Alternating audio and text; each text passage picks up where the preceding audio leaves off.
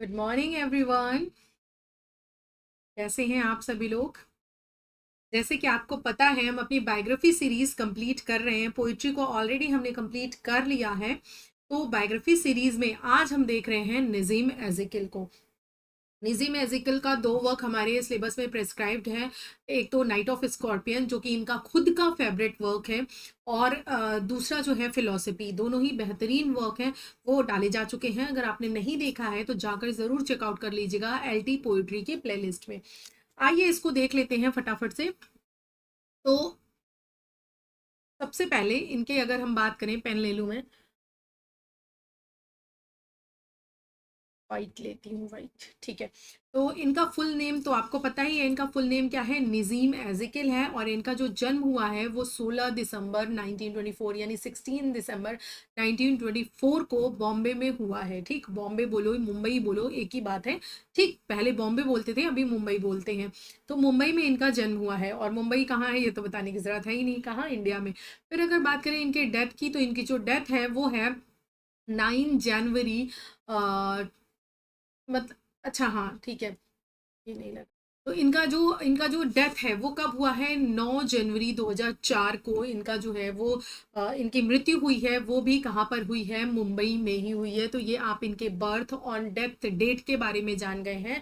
अब आइए कुछ इनकी अर्ली एजुकेशन या अर्ली लाइफ के बारे में डिस्कस करते हैं। तो जो नजीम एज़िकिल हैं वो पैदा हुए हैं एक बैने आयर जूस फैमिली में। अब आपके एक्चुअली एग्जाम में एक क्वेश्चन आता है पूछ करके कि ये क्या मतलब जूइस पोइट इनमें से कौन है, जूइस ऑथर इनमें से कौन है। आपको 4 ऑप्शन दे देगा। तो आपको ध्यान रखना है कि ये जो नजीम एज़िकिल हैं इन्हें आप जूइस पोइट बोलते हो, जूइस राइटर बोलते हो, या फिर कहीं कहीं पर बेने इज़राइल भी आ जाता है। तो ये दोनों ही टर्म आपको पता होना चाहिए। जूइस राइटर या फिर बेने इज़राइल कौन है? ये हैं नजीम एज़िकिल जी। ठीक, ये कहाँ से बिलोंग करते हैं? मुंबई, इंडिया से बिलोंग करते हैं। ठीक, आगे देखिए, his father was a professor of botany. इनके जो पिता थे वो कौन थे? बॉटनी के प्रोफेसर थे। कहाँ पर? विल्सन कॉलेज में, विल्सन कॉलेज में। और इनकी जो मदर है, his mother was a school principal, both educated and modern in outlook. यानी मदर फादर दोनों की ही शिक्षा बहुत अच्छी थी। दोनों ही क्या है, बाई प्रोफेशन टीचर थे, प्रोफेसर्स थे। तो इनके फादर जो है वो बॉटनी के प्रोफेसर थे और इनकी मदर जो है वो प्रिंसिपल थी। ठीक, इनके फादर जो है ये कहाँ पर? विल्सन कॉलेज में थे। और यहीं पर इन्होंने क्या की थी?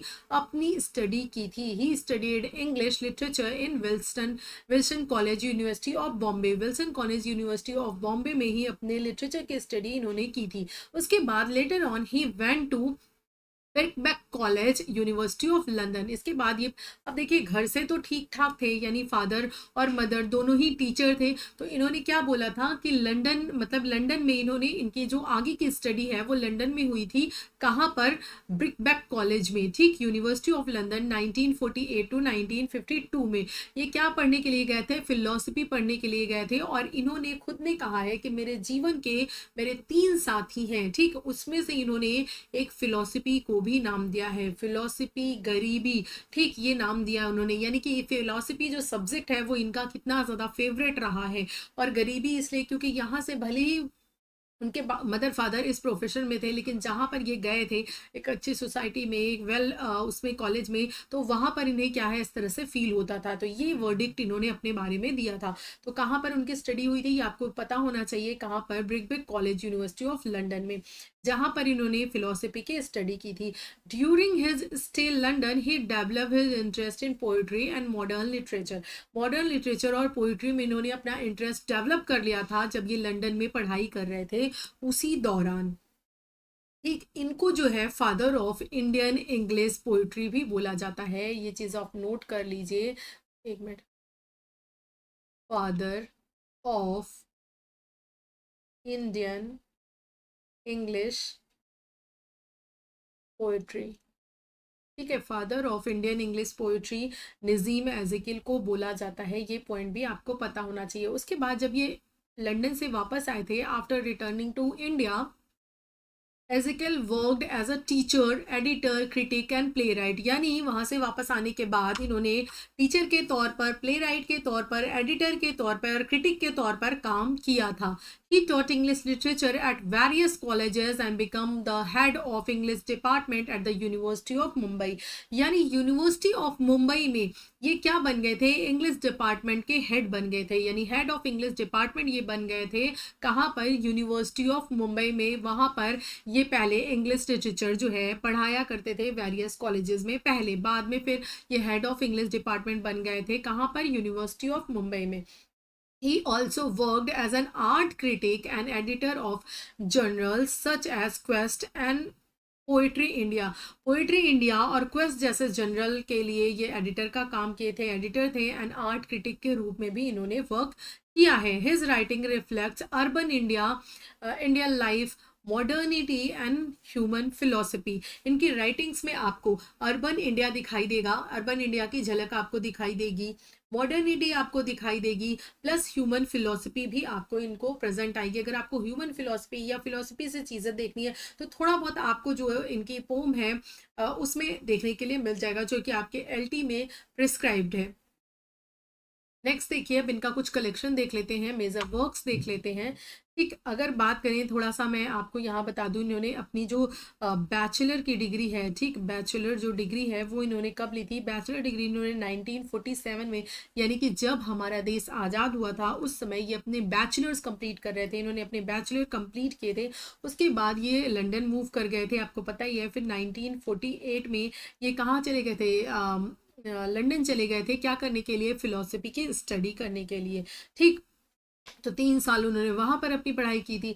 उसके बाद इनका पोइट्री कलेक्शन देख लीजिए, a time to change 1952, 16 poems, बहुत ही इंपॉर्टेंट है ये. उसके बाद है the third 1959, the unfinished man 1960, the exact name. यही वो पोइट्री कलेक्शन है जिसमें आपकी ये दोनों पोएम, फिलोसफी एंड जो नाइट ऑफ स्कॉर्पियन है, ये दोनों ही पोम आपको द एग्जैक्ट नेम 1965 के कलेक्शन में देखने के लिए मिलती हैं. नेक्स्ट कलेक्शन है टाइम्स इन डार्कनेस 1976, और कुछ है कलेक्टेड पोम्स के नाम से आई थी 1952 टू 1988 या 89 में, कहीं कहीं पर आपको देखने के लिए मिल जाएगा. अब कुछ प्लेस की बात करें तो the sleep walkers, the refugee, don't call it suicide, ये इन्होंने क्या लिखे हैं, प्लेस भी लिखे हैं. वैसे ये अपनी पोइट्रीज के लिए ज़्यादा फेमस है, लेकिन इनके जो प्ले हैं वो भी आपको देखने के लिए मिलते हैं. आगे देखिए, इनके स्टाइल एंड थीम को देख लेते हैं, लेकिन इससे पहले एक चीज़ हम और जानना चाहिए हमें. यहाँ लिखती हूँ कि इनकी जो वाइफ हैं, यानी इनकी जो शादी हुई है वो किससे हुई है, तो इनकी शादी हुई है डेजी, ठीक, डेजी जैकोब से. किससे, डेजी जैकोब से हुई है 1952 में.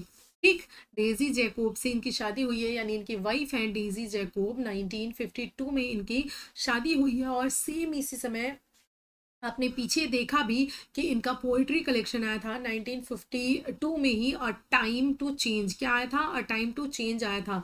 ठीक, जो कि जो है पब्लिश्ड बाय फ्यूचर प्रेस के द्वारा उसको पब्लिश कराया गया था.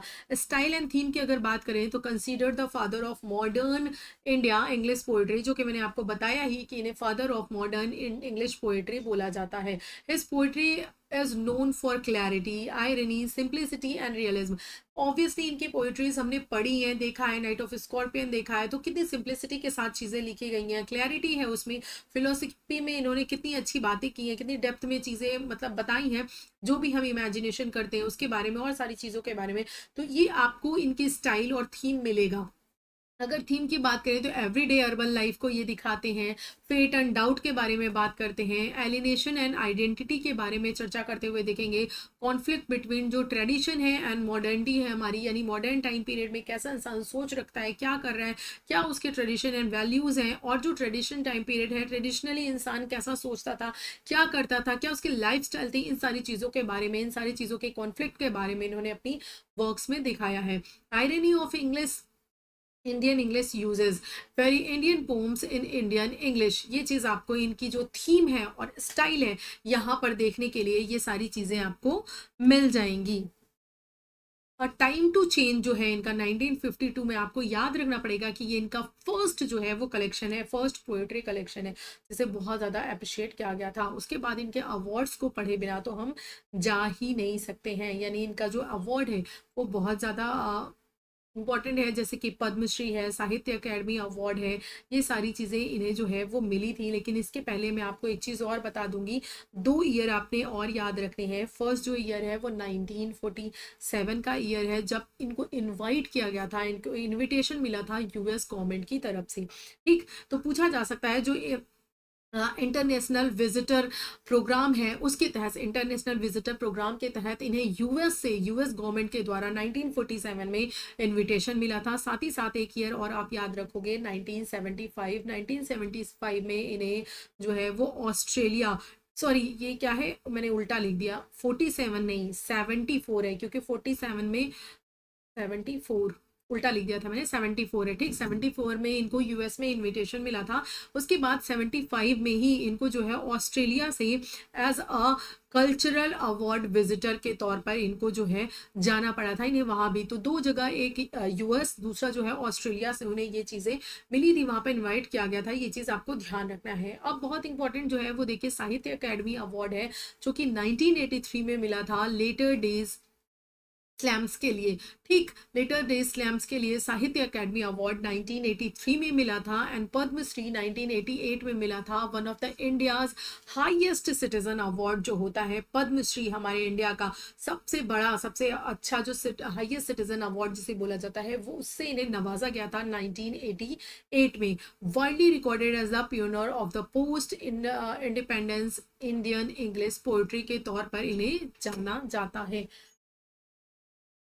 आगे देखिए, अब बात करते हैं, जो कि डेट हमने देखी ली थी कि इनकी जो डेथ है वो 9 जनवरी 2004 को बीमारी आफ्टर अ लॉन्ग इलनेस के बाद हुई, यानी काफ़ी समय तक ये बीमार रहे थे, उसके बाद जो है इनकी डेथ हो गई थी 9 जनवरी को। ये left lasting influence on Indian poetry, inspiring later poets like Dom Morris are उसके बाद इतने सारे कमला दास और इन सारे लोगों को, डैरूवाला, इन सबको इन्होंने क्या किया था, इंस्पायर किया था अपने वर्क से। ये सारे जो है इंडियन, मतलब ये इंडियन जो इनकी पोइट्री है, जो इनकी राइटिंग है, जो इनके स्किल थी, स्टाइल था, जो थीम थी, उससे इन्होंने क्या है लोगों को काफ़ी ज़्यादा इंस्पायर किया था। And his poetry specially night of scorpion and the patriots were widely studied in Indian schools and universities. तो ऑब्वियसली आपको 10th में भी नाइट ऑफ स्कॉर्पियन मिल जाता, सॉरी 12th में मिल जाता है नाइट ऑफ स्कॉर्पियन सिलेबस में, पहले था, अब मुझे नहीं पता अभी क्या है। तो ये क्या है, ये इनकी जो पोइट्रीज हैं, इनके जो वर्क्स हैं, वो अभी भी हमारे स्कूल एंड कॉलेजेस में पढ़ाए जाते हैं। तो काफ़ी ज़्यादा इनको अप्रिशिएट किया गया था। इन्होंने इंडियन टच को दिखाया था, उस बेस पर इन्होंने चीज़ें की थी, काम किया था, उसी थीम पर चीज़ें लिखी थी। इनके स्टाइल को बहुत ज़्यादा आगे फॉलो किया गया। बहुत सारे राइटर्स, बहुत सारे पोइट्स के द्वारा, जैसे कि डॉम मोरिस हैं, कमला दास हैं, इन सभी लोगों के द्वारा जो है फॉलो किया गया था। तो ये है आपका नज़ीम एज़ेकिल के बारे में। नज़ीम एज़ेकिल का हमने जो है आज बायोग्राफी पढ़ लिया है। तो इनके बारे में कुछ कुछ चीज़ें हैं जो आपको इम्पोर्टेंट याद रखनी है कि इन्होंने अपनी एजुकेशन से कहाँ से की थी। ठीक है, ये कैसे पोएट हैं, तो जूस पोएट हैं। बिडे बिडे जो है इनको याद रखना है, ये 2 टर्म आपको याद रखने हैं। प्लस जो है लंदन ये कब गए थे, और यूएस से और ऑस्ट्रेलिया से इनको कब इनवाइट किया गया था। उसके बाद जो आपका जो 2 अवार्ड है, Sahitya academy award and Padmashri award, इनको कब मिला है, किसके लिए मिला है, साथ ही साथ इनका डेथ ईयर आप याद रखेंगे। एंड जो इनका पोइट्री कलेक्शन है, जैसे द एग्जैक्ट नेम है और जो फर्स्ट था, वो आपको याद रखना है, क्योंकि वहाँ से इंपॉर्टेंट क्वेश्चन आपके एग्जाम में आते हैं। तो ये कुछ इंपॉर्टेंट चीज़ें थी, और इनसे जो इंस्पायर्ड पोइट हैं उनके भी नाम आपको याद रखने हैं। तो इतनी चीज़ें अगर आपको पता है तो समझ लीजिए आप इनकी बायोग्राफी को बहुत अच्छे से कवर कर लिए हैं। Thank you so much video को लास्ट तक देखने के लिए। वीडियो अगर पसंद आया है तो वीडियो को लाइक कर दीजिएगा, वीडियो को लाइक कर दीजिए, चैनल को सब्सक्राइब कर दीजिए, एंड इसको अपने फ्रेंड्स के साथ शेयर कर दीजिएगा, ताकि फ्री में भी उन्हें इतनी सारी चीज़ें इकट्ठे एक ही जगह पर मिल जाए। तो thank you so much for watching, bye bye and take care.